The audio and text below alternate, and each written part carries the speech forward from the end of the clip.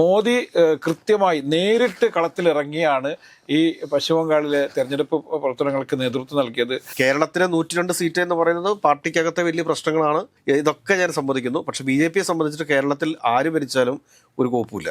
വലിയ രീതിയിലുള്ള അടിയൊഴുക്കുകൾ ഉണ്ടായി. അതുപോലെ തന്നെ മമതാ ബാനർജിക്ക് അനുകൂലമായി ലഭിച്ചുകൊണ്ടിരുന്ന വോട്ടുകൾ കൃത്യമായി തെരഞ്ഞുപിടിച്ച് SIR നടപ്പിലാക്കി ക്ലീൻ ചെയ്തു എന്നുള്ളത് ഒരു വലിയൊരു ആരോപണമായിട്ട് അവിടെ നിലനിൽക്കുന്നുണ്ട്. 2029 തന്നെ വൺ ഇന്ത്യ വൺ ഇലക്ഷൻ ഈ രാജ്യത്ത് നടപ്പിലാക്കപ്പെടാനായിട്ടുള്ള സാധ്യതകളുണ്ട്. ആം ആദ്മി പാർട്ടിയുടെ 7ഓളം രാജ്യസഭാ MP മാരെ എങ്ങനെയാണ് BJP കൊണ്ടുപോയത് എന്നുള്ള കാര്യം നമുക്കറിയാം. രാജേട്ടാ നമസ്കാരം. നമസ്കാരം. രാജേട്ടാ, വെസ്റ്റ് ബംഗാൾ ഇലക്ഷൻ, ഈ ഇലക്ഷനിൽ മമതാ ബാനർജി തന്നെ ഭരണം നിലനിർത്തുമെന്നാണ് നമ്മളൊക്കെ പ്രതീക്ഷിച്ചിരുന്നത്. പക്ഷേ പ്രതീക്ഷകൾക്കെല്ലാം വിപരീതമായിട്ടാണ് എല്ലാ 3 സ്റ്റേറ്റിലും സംഭവിച്ചിട്ടുള്ളത്. അപ്പോൾ വെസ്റ്റ് ബംഗാളിലെ കാര്യം ഇപ്പോൾ എടുത്ത് പരിശോധിക്കുന്ന സമയത്ത് BJP ഭൂരിപക്ഷം നേടിയെങ്കിലും മമതാ ബാനർജി, അതായത് ദീദി പറയുന്നത് താൻ രാജിവെക്കില്ല എന്നും 100ഓളം വരുന്ന കൗണ്ടിംഗ് സ്റ്റേഷനുകളിൽ CRPFിൻ്റെ നേതൃത്വത്തിൽ വൻ അട്ടിമറി നടത്തിയിട്ടുണ്ട് എന്നുള്ളൊരു വാദമാണ് മുമ്പോട്ട് വെച്ചുകൊണ്ടിരിക്കുന്നത്. എങ്ങനെ നോക്കിക്കാണുന്നു ഈ മമതാ ബാനർജി? ശരിക്കും പറഞ്ഞു കഴിഞ്ഞാൽ ജനാധിപത്യത്തിൽ ഇപ്പോൾ എന്തെല്ലാം പ്രശ്നങ്ങളുണ്ടെന്ന് പറഞ്ഞു കഴിഞ്ഞാലും പരാജയമായിട്ട് അംഗീകരിക്കാനും ആ ഒരു ഭരണഘടനയ്ക്കനുസരിച്ച് അടുത്തയാൾക്ക് അധികാരം കൈമാറാനുമായിട്ടും ശ്രമിക്കുകയാണ്. അതിനുള്ളൊരു മാന്യതയാണ് കാണിക്കേണ്ടത്. അതല്ലെങ്കിൽ മറിച്ചിപ്പോൾ പ്രസിഡന്റിൻ്റെ തീരുമാനപ്രകാരം ഗവർണർക്ക് മുഖ്യമന്ത്രിയെ പുറത്താക്കാനായിട്ട് സാധിക്കും എന്നൊക്കെയുള്ള ഒരു ഭരണഘടനയാണ് നമ്മുടേത്. അതൊന്നും മനസ്സിലാക്കാതെ ഒരു കലാപത്തിനുള്ള ശ്രമമാണ് മമതാ ബാനർജി വെസ്റ്റ് ബംഗാളിൽ നടത്തിക്കൊണ്ടിരിക്കുന്നത്. ഇത് കേൾക്കുമ്പോൾ നമുക്ക് ഓർമ്മ വരുന്നത് ട്രംപിനെയാണ്. അതെ, 1ാം തവണ പ്രസിഡന്റായി വലിയ രീതിയിൽ ഏകാധിപത്യ പ്രവണതയൊക്കെ കാണിച്ച ട്രംപിന് 2ാം തവണ അദ്ദേഹം മത്സരത്തിന് വന്നപ്പോൾ അദ്ദേഹം തോൽക്കുകയും ബൈഡൻ പ്രസിഡന്റ് ആവുകയും ചെയ്തു. പക്ഷേ ഞാൻ വൈറ്റ് ഹൗസ് വിട്ടുകൊടുക്കില്ലെന്നും യഥാർത്ഥത്തിൽ വിജയിച്ച് ഞാനാണെന്നും അല്ലാതെ മറ്റെന്തൊക്കെയല്ലോ കൃത്രിമം നടന്നതുകൊണ്ടാണ് ബൈഡൻ ആണ് പ്രസിഡന്റ് എന്ന് പറഞ്ഞുകൊണ്ട് ഒരു വലിയ നാടകം കളിക്കുന്നതൊക്കെ നമ്മൾ കണ്ടു. അതുപോലെ മമതാ ബാനർജിക്ക് ഒരിക്കലും അവരുടെ പരാജയത്തെ ഉൾക്കൊള്ളാൻ വേണ്ടി കഴിഞ്ഞില്ല എന്നുള്ള സത്യം. കാരണം ഇവർ പരാജയം നേരത്തെ തന്നെ മുന്നിൽ കണ്ടിരുന്നു നമ്മൾ കാണണം. കാരണം SIR നടപ്പിലാക്കുന്നതുമായി ബന്ധപ്പെട്ട് മമതാ ബാനർജി നേരിട്ട് സുപ്രീം കോടതിയിൽ ഹാജരായതും അതിനുശേഷം ഈ കൗണ്ടിംഗ് സ്റ്റേഷനുകളിൽ കേന്ദ്രസേനയെ വിന്യസിക്കാനുള്ള തീരുമാനം, അതുപോലെ തന്നെ കേന്ദ്ര ഏജൻസികളെ കൊണ്ട് ഈ വോട്ടെണ്ണൽ നടപടികൾ കൈകാര്യം ചെയ്യുന്നതിനെക്കുറിച്ചൊക്കെ ശക്തമായ പ്രതിഷേധം മമതാ ബാനർജി പ്രകടിപ്പിച്ചിരുന്നു. അവർ വീണ്ടും സുപ്രീം കോടതിയൊക്കെ സമീപിച്ചിരുന്നു. പക്ഷേ ഈ വിഷയത്തിൽ സുപ്രീം കോടതിക്ക് ഇടപെടാൻ താല്പര്യമില്ലെന്ന് പറഞ്ഞു. കാരണം ഇലക്ഷൻ നടത്തുന്ന ഇലക്ഷൻ കമ്മീഷനാണ്, അത് പ്രത്യേകതരം സ്റ്റാറ്റ്യൂട്ടറി ബോഡി ആയതുകൊണ്ട് ഒരിക്കലും അതിൽ ഇടപെടാൻ ഞങ്ങൾ ഉദ്ദേശിക്കുന്നില്ല എന്ന് പറഞ്ഞുകൊണ്ട് സുപ്രീം കോടതിയും കൈയൊഴിയായിരുന്നു. പക്ഷേ മമതാ ബാനർജി ഇപ്പോഴും പറയുന്നത് ഞാൻ തോറ്റിട്ടില്ലെന്നും തൻ്റെ ഭൂരിപക്ഷം കുറയ്ക്കാൻ വേണ്ടിയിട്ട് വളരെ കൃത്രിമമായ ചില കാര്യങ്ങൾ ചെയ്തു എന്നും കൗണ്ടിംഗ് സ്റ്റേഷനുകളിൽ കൃത്രിമം നടന്നു എന്നൊക്കെയുള്ള ആരോപണങ്ങളാണ് മമതാ ബാനർജി ഇന്നും ഉന്നയിച്ചിരിക്കുന്നത്. മമതാ ബാനർജി എന്ന് മാത്രമല്ല, അവിടെ ഇപ്പം തൃണമൂൽ കോൺഗ്രസിൻ്റെ പ്രവർത്തകരാകെ ഈ തോൽവിയെ ഒരു കാരണവശാലും ഒരിക്കലും അംഗീകരിക്കുന്ന അവസ്ഥയിലേക്കല്ല അവർ മാനസികമായി ഉൾക്കൊള്ളാൻ തയ്യാറാത്തൊരു സാഹചര്യത്തിലാണ്. ഇപ്പോൾ പ്രത്യേകിച്ചും ഭവാനിപ്പൂർ പോലുള്ള മണ്ഡലത്തിൽ കഴിഞ്ഞ തവണ 56,000 സംതിങ് വോട്ടിൻ്റെ ഭൂരിപക്ഷത്തിൽ ജയിച്ച മമതാ ബാനർജി ഇത്തവണ 15,000 വോട്ടിൻ്റെ ഭൂരിപക്ഷത്തിൽ തോറ്റുപോയി എന്നുള്ളത്. അത് അവിടുത്തെ കഴിഞ്ഞ പ്രാവശ്യം നന്ദിഗ്രാമിൽ ആരാണോ അവരുടെ എതിരാളിയായി നിന്നിരുന്നത് അതേ സുബേന്ദു അധികാരിയാണ് ഇത്തവണ ഭവാനിപ്പൂരിൽ അവരുടെ എതിരാളിയായി വന്നത് എന്നും BJPയുടെ വലിയ തേരോട്ടമാണ് പശ്ചിമബംഗാളിൽ നടന്നത് നമ്മൾ കാണേണ്ടതുണ്ട്. അതുകൊണ്ട് BJPയുടെ ഏറ്റവും പ്രധാനപ്പെട്ട ലക്ഷ്യം അവർ രാജ്യത്ത് തന്നെ ഒരു സ്റ്റേറ്റ് പിടിക്കണം എന്ന് നേരത്തെ തന്നെ ആഗ്രഹിക്കുകയും അതിനനുസരിച്ച് SIR നടപ്പിലാക്കുന്നു, പലവിധത്തിലുള്ള പദ്ധതികൾ നടപ്പിലാക്കിയാണ് ഈ പശ്ചിമബംഗാളിൽ ഭരണം പിടിച്ചത് നമ്മൾ കാണേണ്ടതുണ്ട്. അപ്പം മോദി കൃത്യമായി നേരിട്ട് കളത്തിലിറങ്ങിയാണ് ഈ പശ്ചിമബംഗാളിലെ തെരഞ്ഞെടുപ്പ് പ്രവർത്തനങ്ങൾക്ക് നേതൃത്വം നൽകിയത്. അമിത്ഷായും മോദിയും ഒക്കെ ചേർന്നുകൊണ്ട് ഈ BJPയുടെ ദേശീയ നേതൃത്വം പൂർണ്ണമായും ഒറ്റക്കെട്ടായി നിരന്നുകൊണ്ടാണ് പശ്ചിമബംഗാളിൻ്റെ ഭരണം പിടിച്ചത് നമ്മൾ കാണേണ്ടതുണ്ട്. അതുകൊണ്ട് BJPയെ സംബന്ധിച്ചിടത്തോളം ഇതൊരു പ്രസ്റ്റീജിയസ് സംഭവമായിരുന്നു. പക്ഷേ ഇവിടുത്തെ തോൽവി എന്നുള്ളത് ഒരിക്കലും അംഗീകരിക്കാൻ പറ്റാത്ത നിലയിലാണ്, മാനസിക നിലയിലാണ് മമതാ ബാനർജി. ഇപ്പം നമ്മൾ എല്ലാം പ്രതീക്ഷിച്ചിരുന്നത് മമതാ ബാനർജിക്ക് ഒരു ഫിക്സഡ് വോട്ടുണ്ട്. ആ വോട്ട് കൃത്യമായിട്ട് മമതാ ബാനർജിയുടെ വെട്ടിയിലേക്ക് വന്നു കഴിഞ്ഞാൽ സ്വാഭാവികമായിട്ട് അവർക്ക് അധികാരത്തിലേക്ക് വരാൻ പറ്റുമെന്ന് തന്നെയായിരുന്നു. പക്ഷേ വലിയ രീതിയിലുള്ള അടിയൊഴുക്കുകൾ ഉണ്ടായി. അതുപോലെ തന്നെ മമതാ ബാനർജിക്ക് അനുകൂലമായി ലഭിച്ചുകൊണ്ടിരുന്ന വോട്ടുകൾ കൃത്യമായി തെരഞ്ഞുപിടിച്ച് SIR നടപ്പിലാക്കി ക്ലീൻ ചെയ്തു എന്നുള്ളത് ഒരു വലിയൊരു ആരോപണമായിട്ട് അവിടെ നിലനിൽക്കുന്നുണ്ട്. ഇത് എത്രത്തോളം അവരുടെ പരാജയത്തെ സ്വാധീനിച്ചു എന്ന് ചോദിച്ചാൽ ഒരു പരിധിവരെ അത് സ്വാധീനിച്ചിട്ടുണ്ടാവാം. മറിച്ച് ഈ മൂന്നാം തവണയൊക്കെ അധികാരത്തിൽ വന്നപ്പോഴേക്ക് തന്നെ ആളുകൾക്ക്, ഞാൻ നേരത്തെ പറഞ്ഞിട്ടുണ്ട്, ആളുകൾക്ക് മടുക്കുക എന്നൊരു സംഭവമുണ്ട്. ഒരേ മുഖം തന്നെ കണ്ട് മടുക്കുന്നുണ്ട്. ഇപ്പം നമുക്ക് മമതാ ബാനർജിയുടെ രാഷ്ട്രീയ ജീവിതം എടുത്തു നോക്കുമ്പോൾ വളരെ വളരെ വ്യത്യസ്തമാർന്ന ഒരു തെരഞ്ഞെടുപ്പ് രീതിയൊക്കെ ആയിരുന്നു അവരുടേത്. തെരഞ്ഞെടുപ്പിൽ വിജയിക്കുന്നതൊക്കെ എന്ന് പറഞ്ഞാൽ അവരുടെ പ്രത്യേകതകൾ, അവർ എങ്ങനെയാണ് ആളുകൾക്കിടയിലേക്ക് ഇഴുകിച്ചേരുന്നത്, ജനങ്ങളെ എങ്ങനെയാണ് കയ്യിലെടുക്കുന്നതൊക്കെ കുറിച്ച് വലിയ പ്രത്യേകതകളൊക്കെ ഉണ്ട്. 1984 അവർ വലിയ രീതിയിൽ തെരഞ്ഞെടുക്കപ്പെട്ടു. CPM-നെ പരാജയപ്പെടുത്തിക്കൊണ്ടാണ് അവരാദ്യമായി പാർലമെന്റിലെത്തുന്നത്. പാർലമെന്റിൽ അവർ കേന്ദ്രമന്ത്രിയൊക്കെയായി പ്രവർത്തിച്ചതാണ്. അവരെക്കുറിച്ച് ലാലു പ്രസാദ് യാദവ് പറഞ്ഞൊരു സംഭവമുണ്ട്, എത്ര തോൽപ്പിക്കാൻ ശ്രമിച്ചാലും മുറിവേറ്റ കടുവയെ പോലെയാണ് അവർ വീണ്ടും അതിശക്തിയായി തിരിച്ചു വരുന്ന ഒരു ചിത്രമാണ് നമ്മൾ കാണാൻ പറ്റും. അത് തന്നെയാണ് ഇപ്പോഴും തൃണമൂൽ കോൺഗ്രസ്സുകാർ ആകെ ഇപ്പം ഒരു സമാധാനത്തോടു കൂടി ഈ തോൽവിയെ കാണുന്നത്.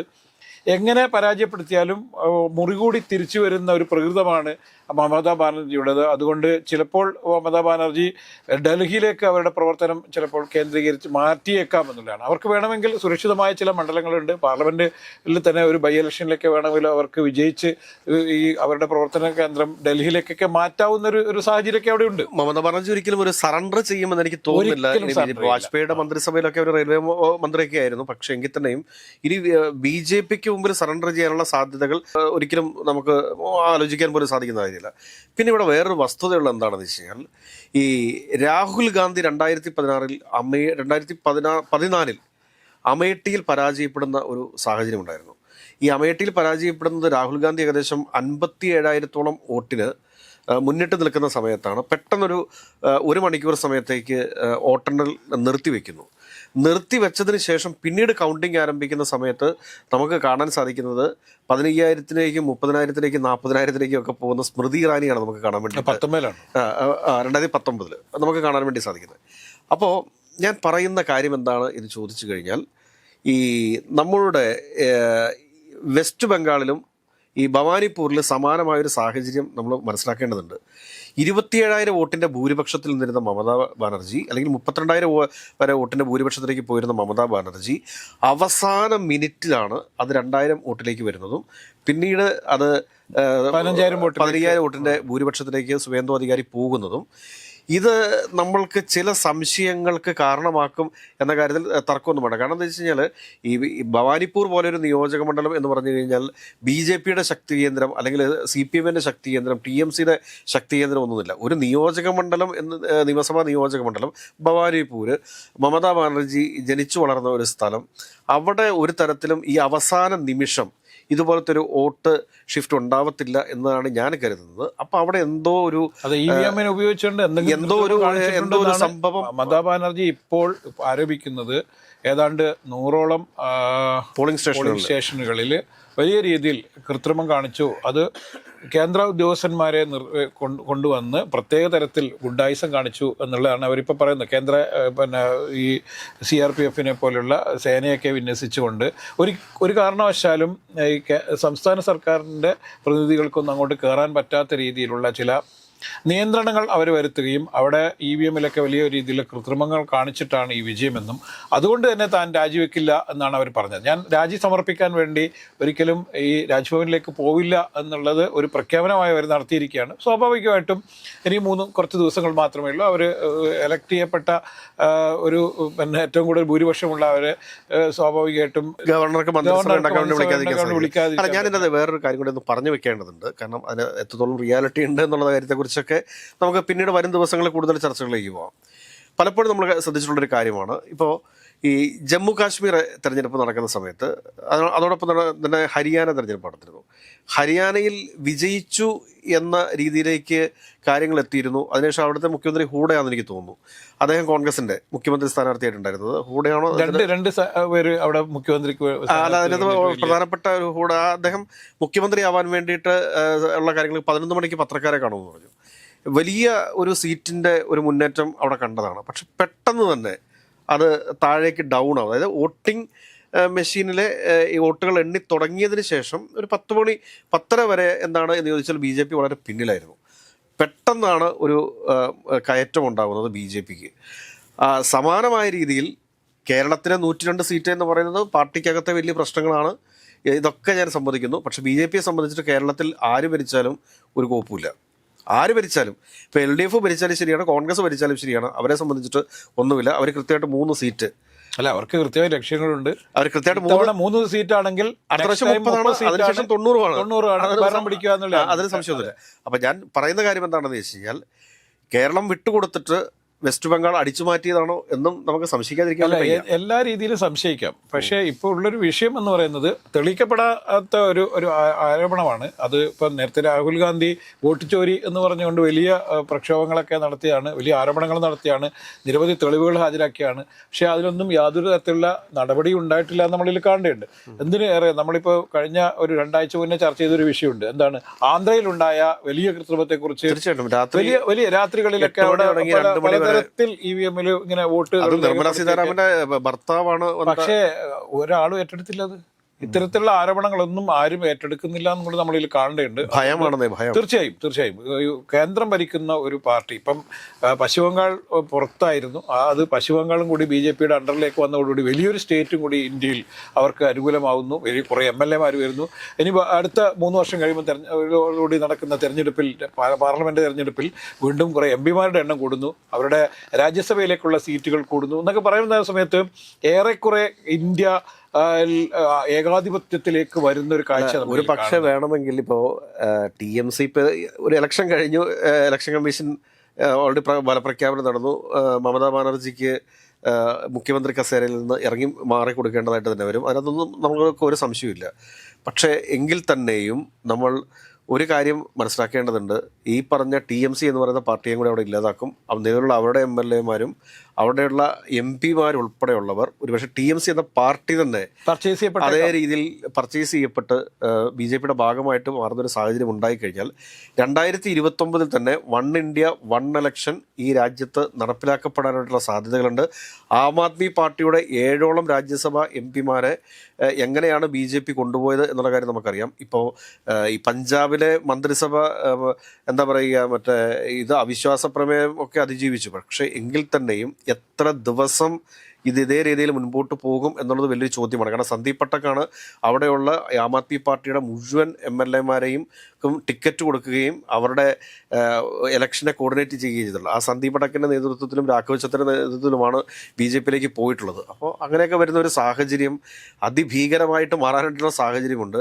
ഒരുപക്ഷെ ഇപ്പോൾ നമ്മൾ ആദ്യം ഡൊണാൾഡ് ട്രംപിൻ്റെ കാര്യം പറഞ്ഞു. ഡൊണാൾഡ് ട്രംപിൻ്റെ അമേരിക്കയല്ല ഈ വെസ്റ്റ് ബംഗാൾ എന്ന് പറയുന്നത്. അവിടെ കുറേ അധികം അവിടെ കുറേ എഡ്യൂക്കേറ്റഡ് ആയിട്ടുള്ള ആളുകളാണ്. അവർ തെരുവിലേക്ക് ഇറങ്ങി സമരം ചെയ്ത് കഴിഞ്ഞാലും അതിനൊരു മര്യാദയും അതിനൊക്കെ ഒരുപാട് ലിമിറ്റേഷൻസും ഉണ്ടാവും. പക്ഷേ വെസ്റ്റ് ബംഗാളിൻ്റെ തെരുവോരങ്ങളിലേക്ക് ആളുകൾ ഇറങ്ങാൻ തുടങ്ങിക്കഴിഞ്ഞാൽ അത് വലിയൊരു കലാപത്തിലേക്കായിരിക്കും പോവുക എന്നുള്ളൊരു യാഥാർത്ഥ്യമുണ്ട്. നമ്മുടെ ശ്രീലങ്കയിൽ പ്രധാനമന്ത്രിയുടെയും പ്രസിഡന്റിൻ്റെയും കൊട്ടാരത്തിലേക്കൊക്കെ ജനങ്ങൾ ഇടിച്ചു കയറിയത്, ബംഗ്ലാദേശിലെ കൊട്ടാരങ്ങളിലേക്ക് ജനങ്ങൾ ഇടിച്ചു കയറുകയും കാലിയാക്കുകയും ഒക്കെ ചെയ്ത് നമ്മൾ കണ്ടതാണ്. സമാനമായൊരു സാഹചര്യത്തിലേക്ക് വെസ്റ്റ് ബംഗാൾ പോകാതിരിക്കട്ടെ എന്ന് മാത്രമേ എനിക്ക് പറയാനുള്ളൂ. കാരണം മമതാ ബാനർജിയെ സംബന്ധിച്ചിട്ട് ഇപ്പോഴും തീപ്പൊരിയാണ്. അവർക്ക് മാനസികമായിട്ട് ഉൾക്കൊള്ളാൻ വേണ്ടി സാധിച്ചിട്ടില്ല. ഇത് വലിയൊരു കലാപത്തിനുള്ള സാധ്യതകൾ ഒരു കാരണവശാലും നമുക്ക് തള്ളിക്കളയാൻ വേണ്ടി പറ്റും എന്നെനിക്ക് തോന്നുന്നില്ല. അല്ല, ഒരുപക്ഷെ ഞാൻ നേരത്തെ പറഞ്ഞതുപോലെ അവർ ഏതെങ്കിലും ഒരു പാർലമെന്റ് അംഗത്തെ രാജിവെപ്പിച്ചുകൊണ്ട് ഒരു ബൈ ഇലക്ഷൻ ഉണ്ടാക്കുകയും ആ ബൈ ഇലക്ഷനിൽ ജയിച്ച് അവർ ഡൽഹിയിലേക്ക് മാറുകയും പശ്ചിമ ബംഗാളിൻ്റെ തൃണമൂൽ കോൺഗ്രസിൻ്റെ ചുമതല അഭിഷേക് ബാനർജിയെ ഏൽപ്പിക്കുകയും ചെയ്യാനാണ് സാധ്യത ഏറെ കൂടുതൽ. അല്ലാത്ത പക്ഷം മമതാ ബാനർജിക്ക് ഇവിടെ സമരങ്ങളല്ലാതെ പോരാട്ടങ്ങളല്ലാതെ നിൽക്കാൻ കഴിയില്ല. അവരുടെ ഒരു പ്രത്യേകത, അവരുടെ രാഷ്ട്രീയ ജീവിതം വളരെ പ്രത്യേകതയുള്ളതാണ് എന്ന് നേരത്തെ പറഞ്ഞു. അറസ്റ്റ് ചെയ്യപ്പെട്ട ജയിലിലകപ്പെട്ടേക്കാം, വലിയ കലാപങ്ങൾ ഉണ്ടായേക്കാം. പക്ഷേ മമതാ ബാനർജി ഒരിക്കലും കീഴടങ്ങുന്ന ഒരു പുലിയല്ല. അവർ വളരെ ഷാർപ്പായിട്ടുള്ള നിലപാടുമായിട്ട് രംഗത്തിറങ്ങും എന്ന് മാത്രമാണ് നമുക്കിപ്പോൾ പറയാനുള്ളത്.